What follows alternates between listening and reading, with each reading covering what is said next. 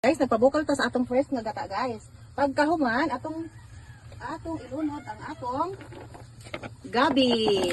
Gabi na, guys. Karlang.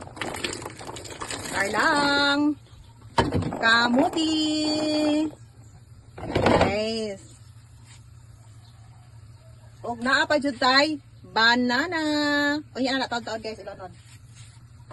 Oops. O ni guys, malamian nga binignit ni Love Hearts TV.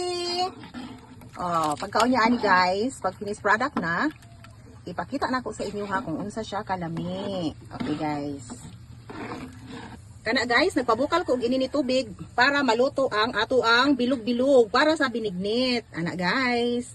Okay, ato nang ilunod guys para maluto siya guys. Kay dugay man ni maluto ang sa ilalom niya guys no. So hinahinayon nato siya butang para siya maluto.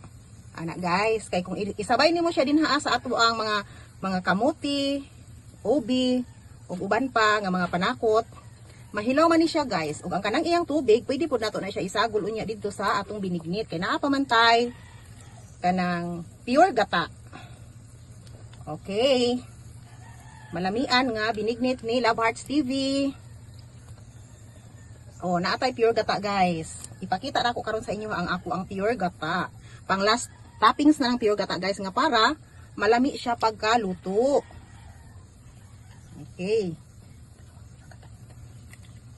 Ug mauna ang ang pure gata. Ang first nga gi-coat na ko na guys.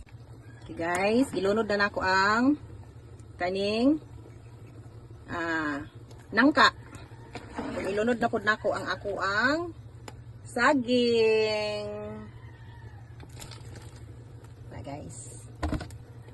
Marami akong binignit guys. Kasi guys, marami akong bigyan nito guys. Sa aking mga neighborhood. Bigyan ko yung neighborhood ko guys na nagbibigay din sa amin ng gulay. Guys, masarap na binignit ni Love Hearts TV. Ibutang pud nako ang akong sago guys. Sago nga kuan. Lamian nga mga colorful nga sago. Okay.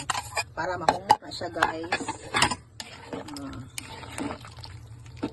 Para madungan siya galuto sa ako ang